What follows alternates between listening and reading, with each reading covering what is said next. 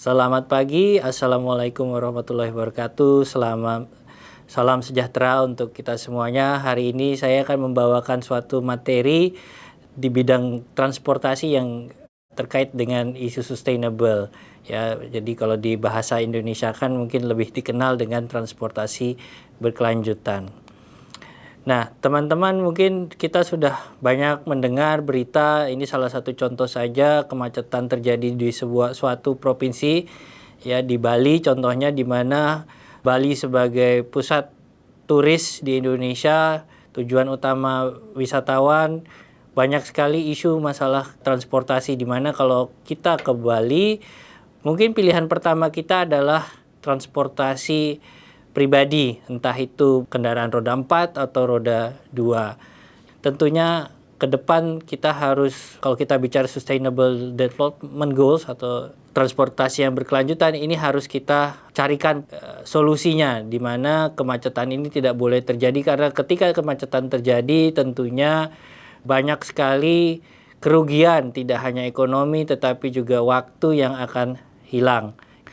Nah, ini seperti yang kita lihat, ada Sustainable Development Goals, di mana transportasi itu mengambil peran di poin 3.6.1, poin nomor 9, ya ada 2 poin di situ, 91.1 dan 91.2, serta 11.2.1 dan 12.c dan 1. Nah, ini harus menjadi pedoman dalam merencanakan sebuah transportasi berkelanjutan, di mana di dalam suatu sistem transportasi yang berkelanjutan kita harus mengutamakan manusia sebagai objek utama transportasi.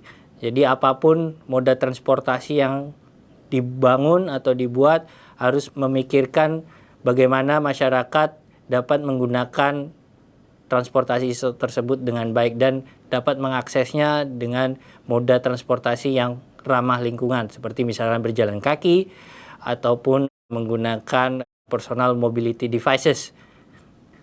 Di dalam suatu sistem transportasi yang berkelanjutan, di dalam suatu kota, kita harus mendorong mobilitas penduduk kota yang efisien. Di sini kita mulai bicara masalah bagaimana perencanaan kota itu harus terpadu dan berorientasi kepada manusia. Sehingga mungkin kita pernah dengar istilah transportasi yang 10-minute city atau 15-minute city, itu maksudnya bahwa aktivitas manusia bisa ditempuh dalam waktu 10 hingga 15 menit dari tempat dia tinggal atau menetap. Lalu juga mendorong bahwa pembangunan kota harus berorientasi pada angkutan umum. Semua pembangunan infrastruktur harus bisa memberikan masyarakat akses yang mudah dan menjadikan public transport moda transportasi yang utama. Lalu ada bagaimana kita mengoptimalisasi jaringan jalan dan penggunaannya, karena tidak semua pengembangan jaringan jalan harus dilakukan, misalkan dengan membangun jalan, menambah panjang jalan dan seterusnya, itu belum tentu bisa menjadikan kota lebih berkelanjutan. Bisa jadi malah kita mendorong orang untuk menggunakan jalan atau menggunakan moda transportasi lebih banyak lagi. Lalu yang keempat adalah mendorong mobilitas berjalan kaki dan bersepeda. Maksudnya adalah ketika kita menggunakan moda transportasi aktif, ya istilah yang dikenal dengan moda transportasi aktif itu adalah mulai dari berjalan kaki, bersepeda, dan juga menggunakan transportasi publik. Nah, jadi kita harus mendorong orang untuk dari dan menuju transportasi publik dengan berjalan kaki atau bersepeda. Tentunya ini adalah suatu tantangan tersendiri buat pemerintah kota, karena mayoritas dengan cuaca yang cukup panas, mayoritas dari masyarakat kita lebih senang menggunakan moda transportasi pribadi seperti roda 2 ataupun roda 4. Tentunya ini harus kita rubah paradigma ini, di mana masyarakat lebih senang disiapkan fasilitas sehingga masyarakat bisa lebih senang berjalan kaki atau bersepeda. Lalu angkutan umum tentunya harus diperbaiki, supaya masyarakat merasa aman, nyaman, dan bisa dipastikan ketepatan waktu dari operasional angkutan umum. Lalu pengontrolan kendaraan pribadi ini lebih banyak bicara masalah bagaimana kita mengatur penggunaan kendaraan pribadi. Di negara-negara maju memang kepemilikan pun sama di Indonesia. Kepemilikan kendaraan pribadi itu tidak diatur. Orang boleh punya mobil lebih dari satu, tetapi yang diatur adalah bagaimana menggunakannya di jalan raya.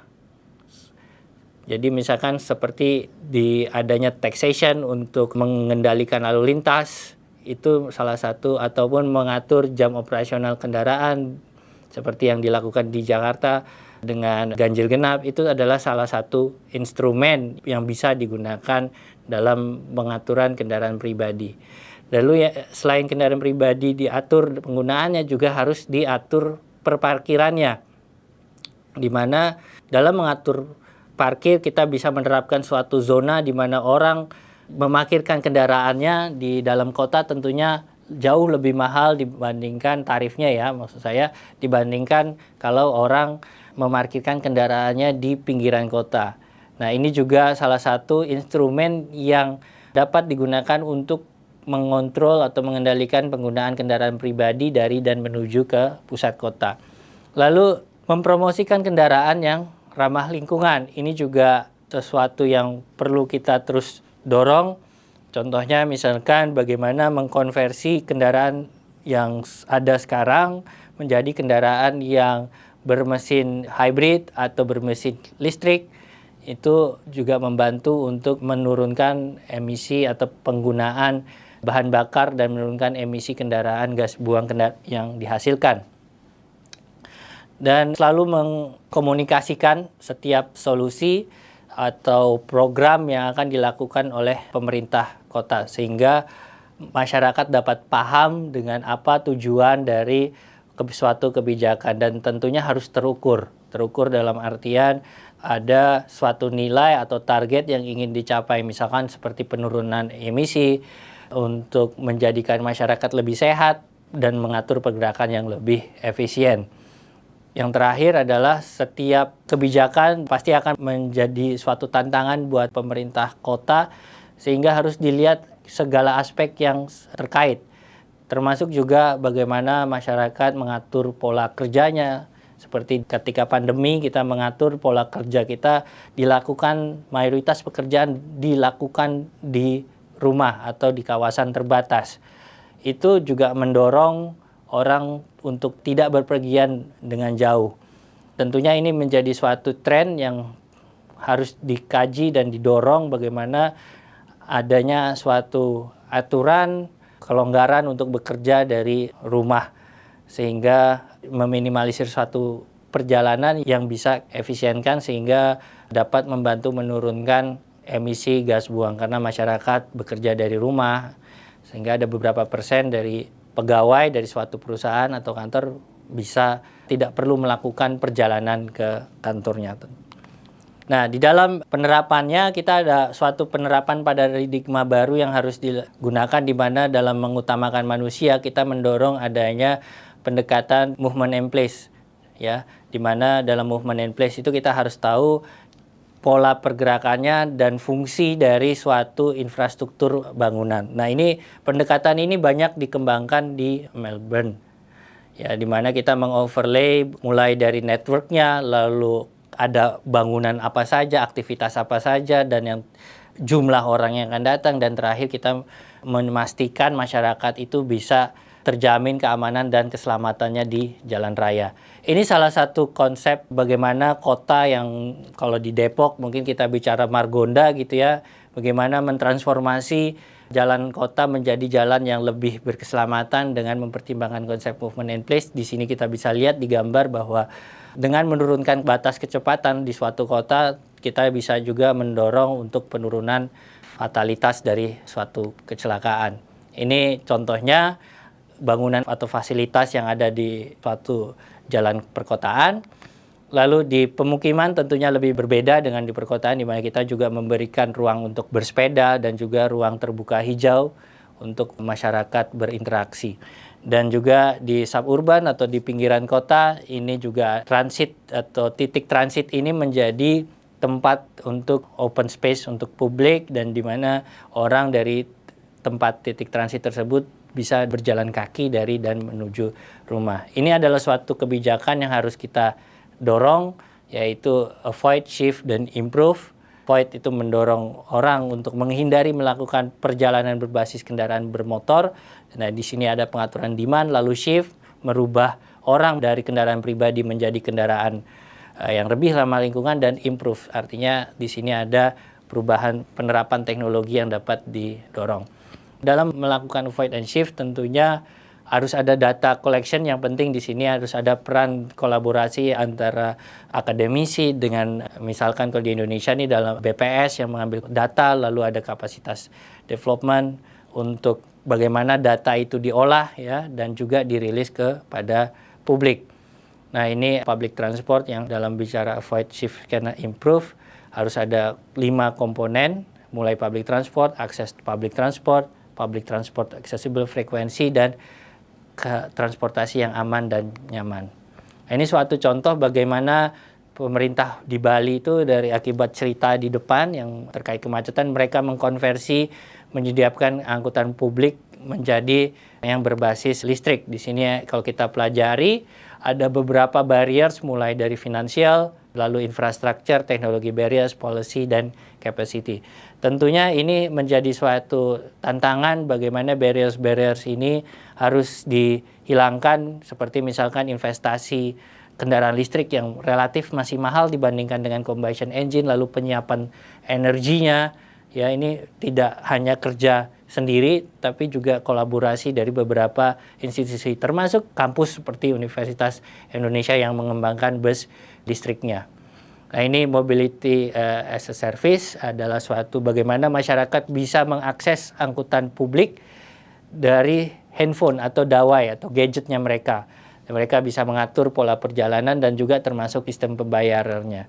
Nah, ini ada platform ya yang mengintegrasikan mobility as a service ini. Jadi tidak hanya platform itu untuk user, tapi juga ke depan ini harus didorong untuk bagaimana operator itu bisa mengendalikan busnya ataupun public transport yang mereka siapkan.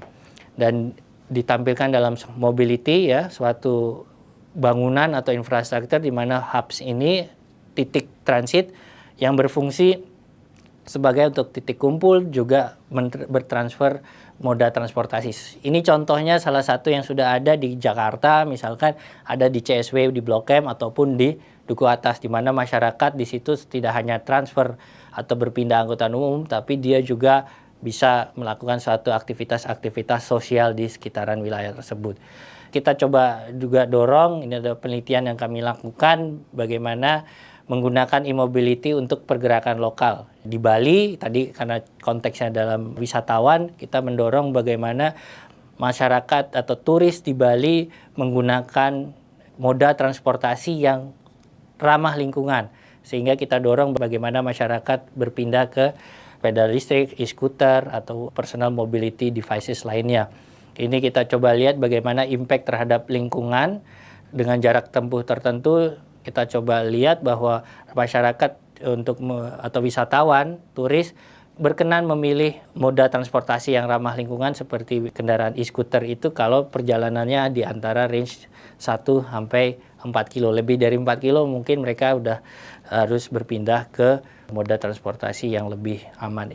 Contohnya kita coba lihat bagaimana preferensi turis itu untuk berpindah. Jadi dari satu perjalanan dengan 30 km, kira-kira di situ dia harus menggunakan personal mobility devices-nya atau e-scooter, lalu menggunakan angkutan publik, dan di ujungnya menggunakan e-scooter kembali. Di situ kita bisa lihat bahwa rata-rata masyarakat ingin mengintegrasikan antara e-scooter dengan layanan itu $3, karena ini kita waktu itu menanyakan ke turis asing sehingga konteksnya kita menggunakan dolar. Lalu di ujungnya, di tarif busnya, dia masyarakat berkeinginan berharap bahwa tarif busnya itu di sekitar $2,75, dan di ujungnya untuk first dan last mile itu sekitar 20 ribuan. Nah, ini adalah willingness to pay-nya. Dan yang menarik adalah kita coba menghitung, temuan dari penelitian ini adalah kalau masyarakat ini bisa kita dorong untuk berpindah menggunakan e-scooter atau moda transportasi publik seperti e-buses gitu ya, itu bisa menghemat 2 juta gram CO2 per orang trip. Jadi sekali dia jalan selama 30 menit dia bisa menghemat 2 juta gram CO2. Saya kira dari hasil cerita tersebut dan sedikit gambaran dari hasil penelitian yang kami lakukan, di situ tentunya sangat penting mendorong adanya perencanaan transportasi yang berkelanjutan di mana mengutamakan manusia, lalu juga melakukan investigasi atau analisa terhadap pola pergerakan dan juga tata ruang ya dalam konteks movement and place. Dan era digital, masyarakat memerlukan suatu platform yang mereka bisa mengakses terkait kebutuhan-kebutuhan dalam melakukan perjalanan, baik itu pelaku perjalanan dengan kendaraan pribadi ataupun perjalanan dengan kendaraan umum. Dan yang terakhir tentunya harus didukung dengan infrastruktur yang juga dapat mengadopsi kebutuhan masyarakat yang ada terkait dengan transportasi yang ramah terhadap lingkungan. Saya kira itu yang bisa saya sampaikan. Selamat siang. Assalamualaikum warahmatullahi wabarakatuh.